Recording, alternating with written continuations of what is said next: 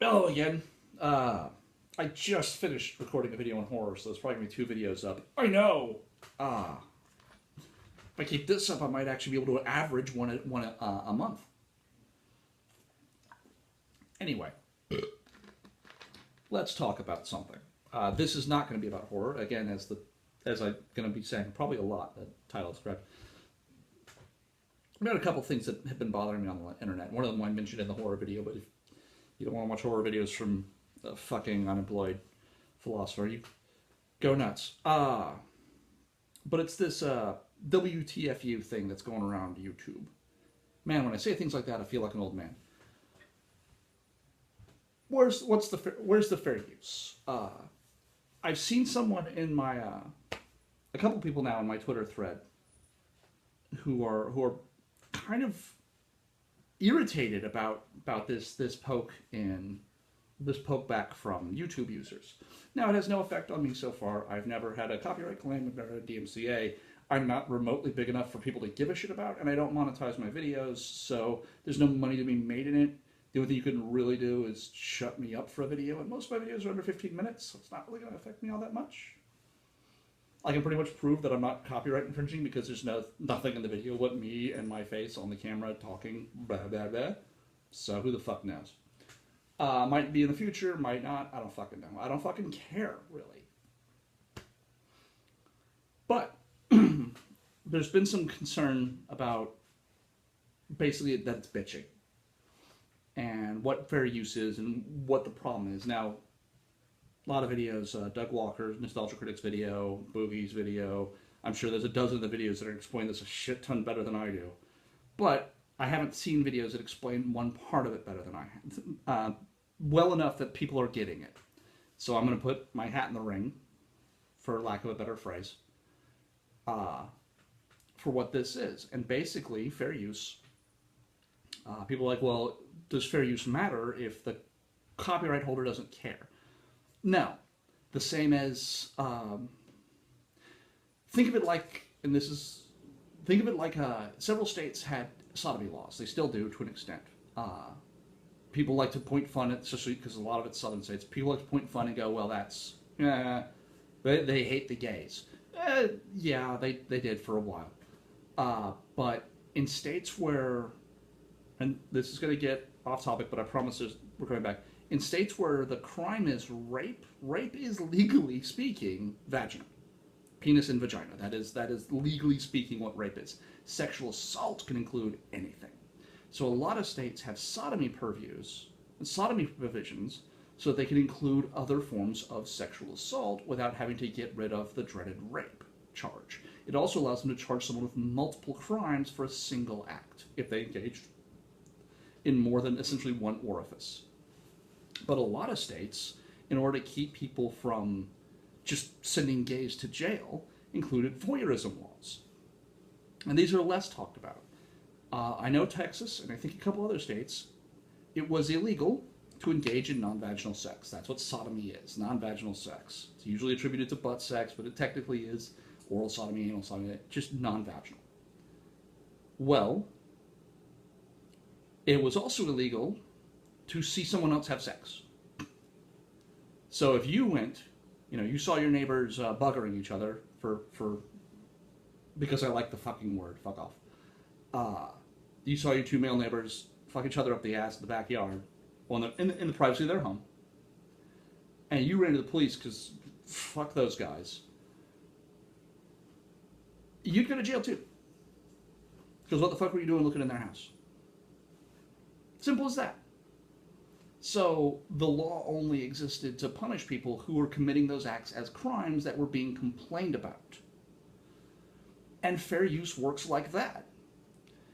Well, not fair use. DMCA is supposed to work like that. I have a copyright on, say, this video. I guess I do.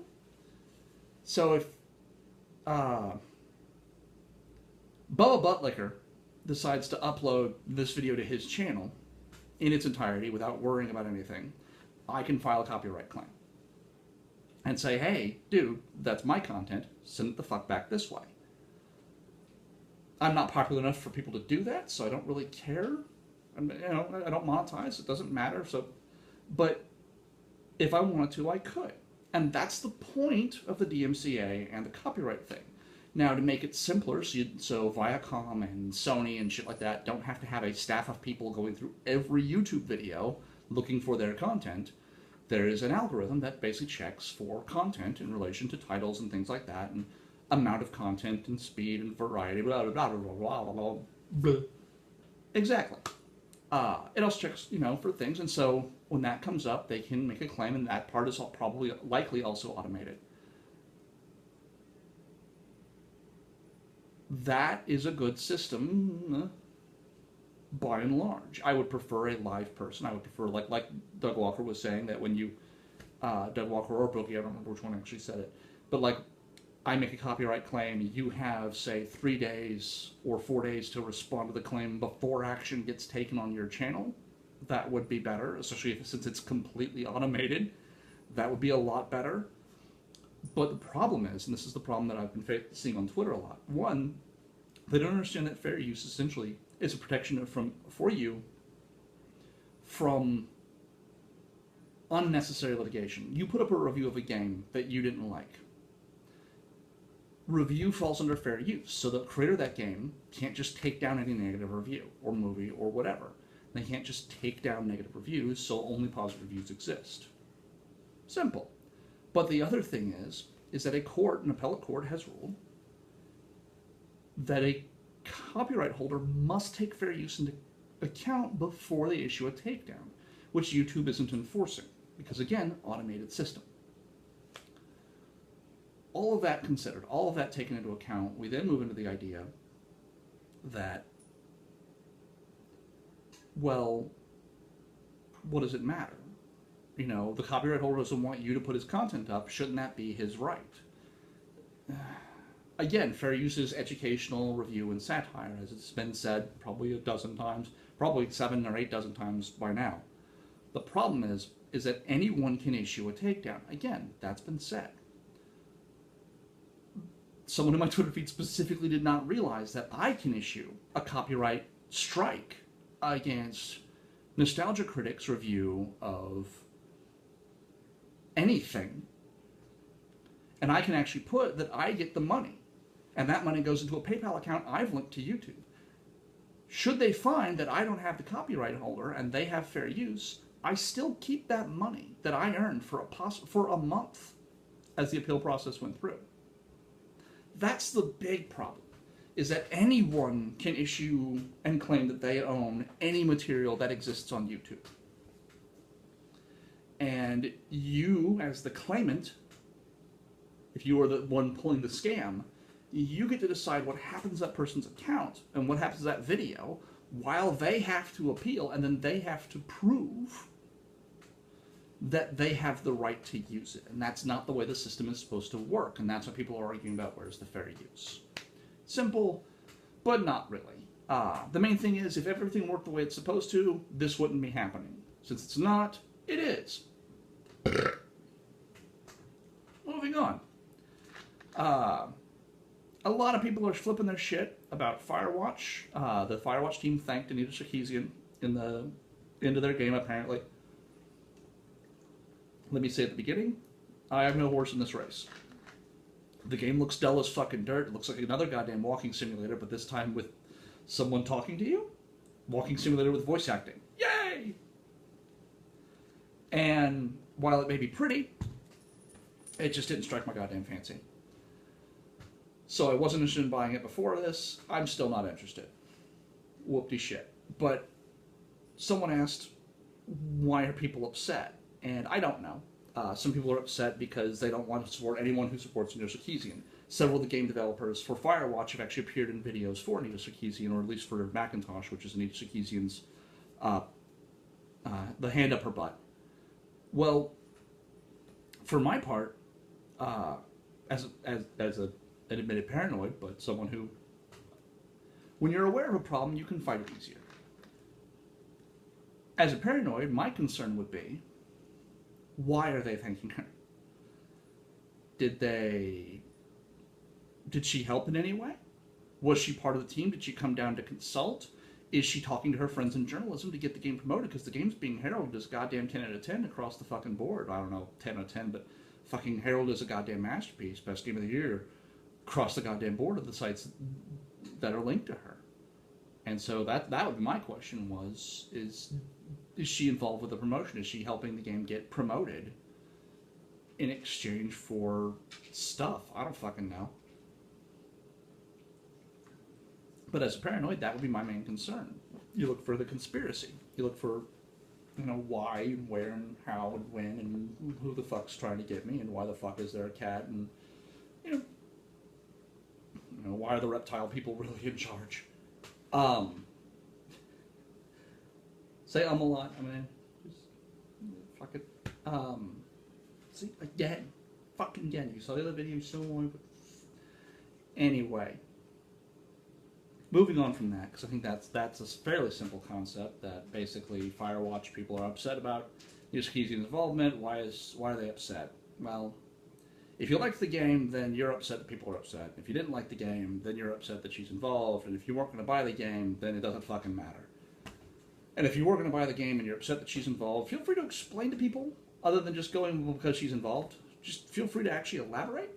And if it literally is just because she's involved, feel free to accept the fact that people are going to go, but that seems a little shallow.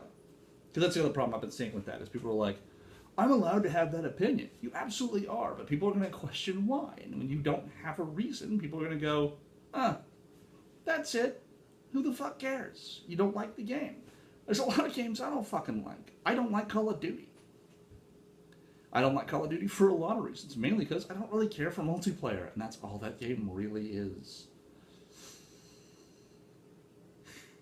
Anyway, moving right the fuck on. A little stuttery there for a second. I'm probably not going to be doing a lot of these kind of videos because I don't really have a lot that I'm angry about. And that, like I've said before in the past, these are videos I make to get angry, or when I'm angry. But I'm also being encouraged by my wife to do more videos because she thinks it helps me kind of vent out my frustration, get excited for stuff, and get agitated about stuff, and keep me energetic and keep me focused rather than just kind of languishing into a malaised depression. Which, fair enough. But I don't really like putting myself out there. I'm pretty sure I've mentioned that before. But I'm going to try to be trying to do videos on horror. Every once in a while you'll see one of these videos pop up where I'm bitching about something. Something I'm mad at, something I'm angry at. Like, I'm not even angry at the political thing right now. It's exactly what I expected it to be. Bernie's winning votes and Hillary's being given the lead. Trump looks like he might start losing, and so all of a sudden all of these things are happening that all of these other candidates must be doing when he's the one who has the money to do it all. Yay! Who the fuck cares? It's the same shit shuffled around every 4 fucking years. And all we're watching right now is them shining which turd they're going to try to sell us, and you get to pick the shiniest one. That's it. A lot of people are like, Trump's not part of the establishment. Of course he is. Fucking course he is. He's a Wall Street tycoon. Yeah, he hasn't worked in Washington before, but you think he doesn't have international deals, international connections? You think he doesn't have a boat in this race? You think he doesn't have a fucking agenda? Of course he fucking does. And I'm pretty sure it's not Make America Great. But that's a real good sell line. Thing is, I don't really trust anyone else either. It's like I tell my friends, 2008 election, I voted for McCain. A lot of my friends are like, but Sarah Palin. I'm like, right, but hear me out. And you hear me out for my liberal and non-binary political friends. Who do you trust when shit gets bad to come out and talk to you straight? Do you trust an old soldier or a young lawyer? I don't trust lawyers, so why the fuck would I want one to lead me?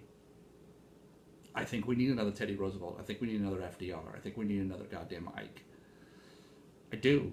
You know, we need someone with goddamn backbone who might not live very long, so they're going to try to get shit done.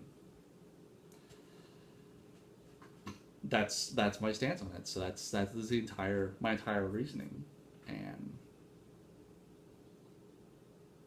I live in Washington State, so basically me voting Republican is basically the same as me going out and pissing in a septic tank. No one's going to fucking give a shit. No one can tell my vote from the rest because it's basically going to come out blue. So that analogy worked a little bit better than I had expected, but we'll move on. That said, I hope everyone's having a good year. Hope everyone's having a good time. I will be trying to do videos every week on some topic or another just because I want to keep in the practice. Other than that, have fun. Don't eat each other or fist fuck each other in the nose or something. I don't fucking know. Just have fun without hurting each other.